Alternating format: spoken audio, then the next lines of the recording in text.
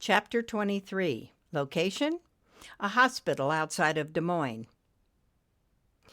Where would Ricky be when he heard about the death of his father? Nimbus wondered. Would he come into this small-town hospital to pick up the body? They would have to notify the nearest relative, wouldn't they? Floyd had told Nimbus that Ricky lived in Lake Geneva, Wisconsin. What if Ricky didn't come? Was he supposed to go find him? Was that part of the promise?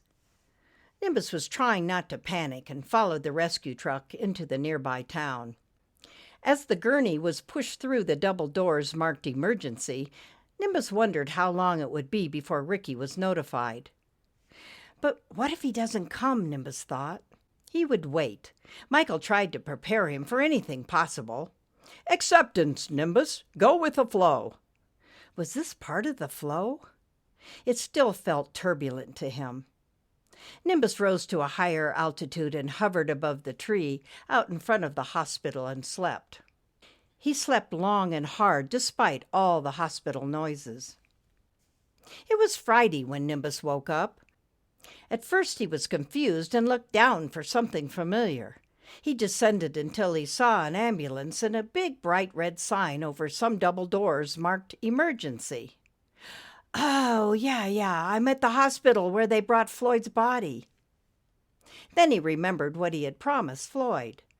Find my son, Ricky, and tell him that I am sorry and that I loved him. But how am I going to know what Ricky looks like? Nimbus said to a nesting robin feeding her young in a tree. First things first, find Floyd. I've got to disguise myself to look like an angel. Everybody expects to see an angel in a hospital. Then he spread out in a thin mist so he could enter the hospital without being seen. He waited until the doors flew open with a new emergency and floated in behind the gurney with a scared little girl. She had dark short hair and round rosy cheeks and a red-stained bandage wrapped around her head. Nimbus went to the ceiling while everyone buzzed around her. As he scanned the room, he caught the eye of a man looking at him from his bed. He had tubes coming out of these various parts of his body and a tube down his throat. The man's eyes got wide and then wider when Nimbus smiled and drifted over to the man's bed, taking a glimpse at his chart. Oh, don't worry, Nimbus whispered. I'm not an angel, and I don't see any coming your way. However, I am the spirit of second chances and have come to tell you that you better change your ways. Now get some rest. The man closed his eyes. The spirit of second chances? Where did that come from? Nimbus asked himself. Well, he did look like he needed to change since his chart said he was in a bar fight. He looked back at the little girl who was deserted and scared with no one to comfort her. Nimbus drifted over and hovered above her head. She spotted him and held her breath. It's okay. My name is Nimbus. I'm your friend. What's your name? Crystal, are you an angel? She said, trying not to whimper. Well, sort of. I'm a special angel cloud that has come to cheer you up. Oh, she said. I fell out of my brother's window upstairs.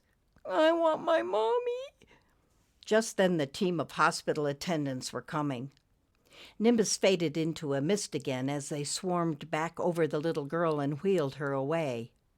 Don't worry, Crystal. You're going to be just fine, Nimbus called after her. Your mommy will be here soon. He quickly ascended to the ceiling as one of the nurses looked around. Nimbus was feeling special. So much was happening, and he seemed to be helping people relax. He floated over to a drawn curtain and looked in. There was a body like Floyd's with a sheet over it. This could be Floyd, he thought. Nimbus waited until two men in hospital pajamas wheeled the body out of the room, down the hall, and into the elevator. With all the rushing around that was happening in the emergency room, they were not in any hurry. Nimbus followed the gurney and the two men to the basement, staying thin at the ceiling. There was a bang as one of the attendants shoved the cart through the glass double doors marked the morgue.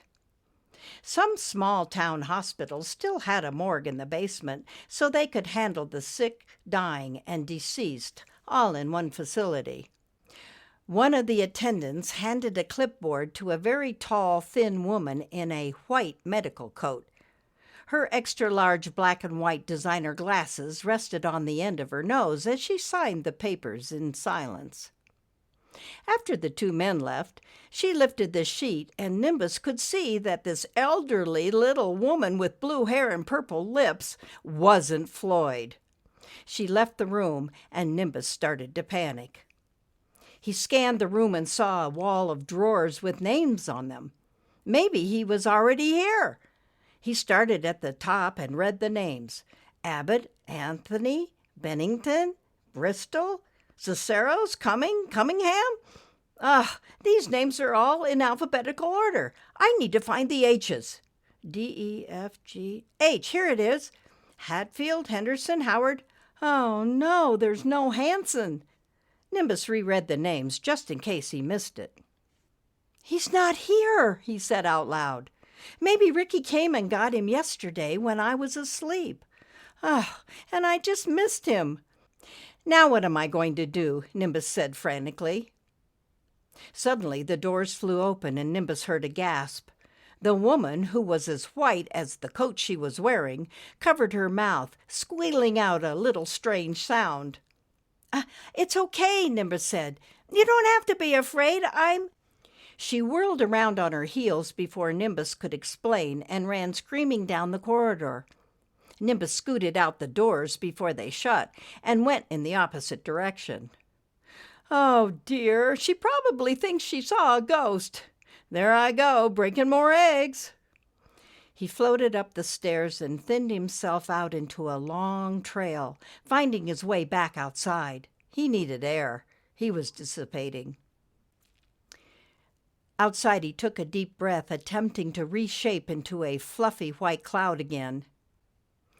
I've got to pull myself together. It's not my fault I can't find Floyd, or Ricky for that matter either. Oh, it's not that I haven't tried.